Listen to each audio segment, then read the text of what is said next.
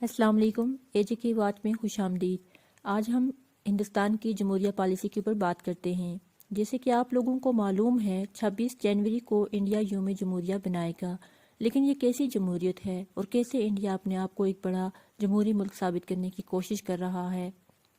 جہاں وہ اپنی اقلیتوں سے ڈسکریمنیشن کر رہے ہیں اور آکوپائیڈ کشمیر میں سر عام انسانی حقوق کی پامالی کر رہے ہیں۔ دنیا میں جمہوریت ایسے نہیں ہوتی، جہاں انسان کے بنیادی حقوق کا تحفظ نہ ہو، وہاں کیسی حکومت، وہاں کیسی جمہوریت۔ آج انڈیا دعوے دنیا کی ایک بڑی حکومت یعنی بڑی جمہوریت ہونے کے کر رہا ہے، لیکن روز کشمیر میں جعلی انکاؤنٹر سے بے گناہ لوگوں کی زندگیاں لی جا رہی ہیں۔ اور اگر ہم پنجاب میں دیکھیں تو وہاں سکھ فارمرز پر ظلم و ستم کے پہاڑ توڑے جا رہے ہیں، اور ان کے پرامن پروٹیسٹ کو سبوتیج کرنے اور پاکستان پہ الزام لگانے کے لیے ہندوتوا اب ایک نیو سازش کے ساتھ آگے بڑھ رہا ہے۔ بھارت کی خفیہ ایجنسیوں ہندوتوا حکومت کی ایما پر پاکستان مسلمانوں اور سکھوں کو بدنام کرنے کے لیے ملک کی 75ویں یوم جمہوریہ کی تقریب کے موقع پر جعلی آپریشن کی منصوبہ بندی کر رہی ہے۔ یہاں پہ میں آپ کے ساتھ ایک رپورٹ کا ذکر کرنا چاہوں گی۔ یہ رپورٹ جو کہ ذرائع ابلاغ کی طرف سے مرتب کی گئی ایک رپورٹ میں بھارت کی سیکیورٹی ایجنسیوں کی طرف سے جاری کیے گئے نام نہاد سیکیورٹی الرٹ کا حوالہ دیا گیا ہے، جس میں انہوں نے 26 جنوری کو یوم جمہوریہ کی تقریب میں شرکت کرنے والی بڑی شخصیات پر ممکنہ حملے کے بارے میں انتباہ جاری کیا ہے۔ KMS کی رپورٹ میں 9 صفحات پر مشتمل نام نہاد انٹیلیجنس رپورٹ کا حوالہ دیتے ہوئے، جس میں وزیراعظم نریندر مودی اور یوم جمہوریہ کی تقریب میں شرکت کرنے والی دیگر اہم شخصیات کے لیے خطرہ بتایا گیا ہے، کہا گیا ہے کہ بھارت در حقیقت پاکستان مسلمانوں اور سکھوں کے خلاف پروپیگنڈا کرنے کے لیے پلوامہ جیسا ڈرامہ رچانے کی منصوبہ بندی کر رہا ہے۔